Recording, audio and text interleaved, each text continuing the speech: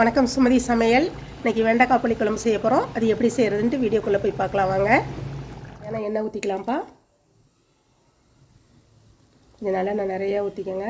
வெண்டைக்காயை நல்லா கழுவி ஒரு கிச்சன் டவலில் தொடச்சி எடுத்து வச்சுருக்கேன். அதை போட்டு நல்லா ஃப்ரை பண்ணி எடுத்துக்கலாம்.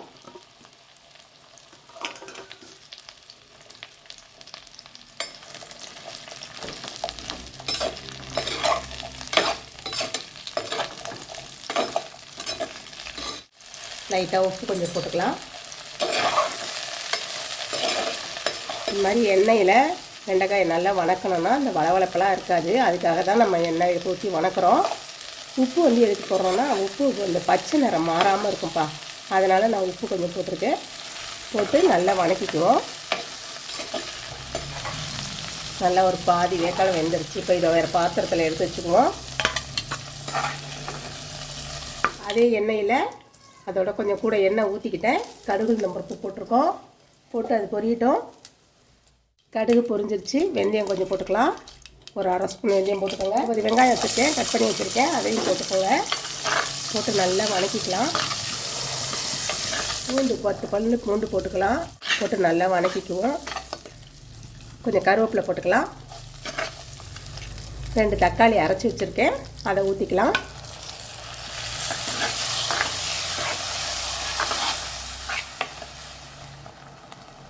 வெங்காயம் தக்காளி நல்லா வணங்கட்டும். கொஞ்சம் உப்பு போட்டுக்கலாம்.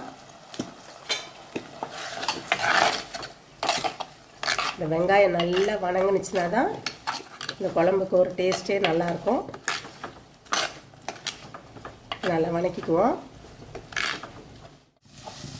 வெங்காயம் தக்காளியை நல்லா வணக்கியாச்சு. ஒரு 2 ஸ்பூன் குழம்பு மிளகாத்தூள் போட்டுக்கலாம்.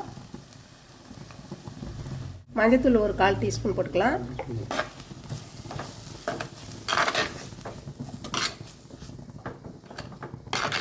நான் அரிசி கழுவுன தண்ணி வச்சுருக்கேன்ப்பா, அது கொஞ்சம் ஊற்றிக்கலாம். கழநீர் போட்டதையும் இந்த வெண்டைக்காயும் போட்டு கொஞ்சம் நேரம் வேக வச்சுக்குவோம். நல்லா இந்த குழம்பு மசாலாவில் நல்லா கொஞ்சம் நேரம் வேகட்டும். கொஞ்சம் நேரம் மூடி வச்சுருப்போம். காய் நல்லா வெந்துருச்சு. புளி தண்ணி ஊற்றிக்கலாம். இப்போ புளி கரைச்சி வச்சுருக்கேன். குழம்பு எவ்வளோ வைக்கிறீங்களோ அதுக்கு தகுந்த மாதிரி புளி போட்டுக்கோங்க. புளி குழம்புக்கு புளி ரொம்ப வைக்கிறதோட தக்காளி கொஞ்சம் அதிகமாக வச்சிங்கன்னா குழம்பு நல்லா டேஸ்ட்டாக இருக்கும். உங்களுக்கு எப்படி சௌரியமாக புளி அது மாதிரி வச்சுக்கோங்க. சாரி, நான் பெருங்காயத்தூள் போட மறந்துட்டேன். இப்போ லைட்டாக போட்டுக்கிறேன். வெங்காயம் தக்காளி வணக்கையிலே போட்டுக்கோங்க. இன்னும் கொஞ்சம் நேரம் குழம்பு மூடி இருக்கட்டும்.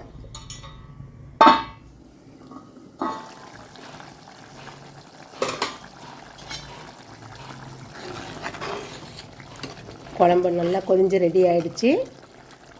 அவ்வளோதான். இதோ அளவோடு நீங்கள் இறக்கணுன்னாலும் இறக்கிக்கலாம். நான் தேங்காய் ஊற்றாமல் செய்ய மாட்டேன் புளிக்குழம்பு. அதனால் நான் தேங்காய் ஊற்றிக்கிறேன். நீங்கள் தேங்காய் ஊற்றாமல் செய்யணுன்னா இந்த குழம்பு இதோட இந்த அளவோடு விட்டுருங்க. ரொம்ப நல்லாயிருக்கும். இதே மாதிரியே நீங்களும் செஞ்சு பாருங்கள். நீங்கள் தேங்காய் ஊற்றலைன்னா வெல்லம் கொஞ்சம் போட்டுக்கலாம். நாட்டு சர்க்கரையோ வெல்லமோ ஏதோ கொஞ்சம் போட்டுக்கிட்டிங்கன்னா நல்லா அந்த புளிக்கு இந்த காரத்துக்கு நல்லா ஒரு மாதிரி நல்லாயிருக்கும். அது மாதிரி போட்டுக்கோங்க. அப்படி தேங்காய் போட்டிங்கன்னா அந்த வெல்லம் போட வேண்டாம். நான் தேங்காய் போட்டு செஞ்சுருக்கேன். நீங்கள் தேங்காய் போடாமல் இறக்குறதா இருந்தால் அதோடு இறக்கிக்கங்க. இது லைட்டாக ஒரு கொதி வந்ததையும் அவ்வளோதான், குழம்பு ரெடி ஆகிடும். அவ்வளோதான், வெண்டைக்காய் புளிக்குழம்பு ரெடி ஆயிடுச்சு. இதே மாதிரியே நீங்களும் செஞ்சு பாருங்கள்.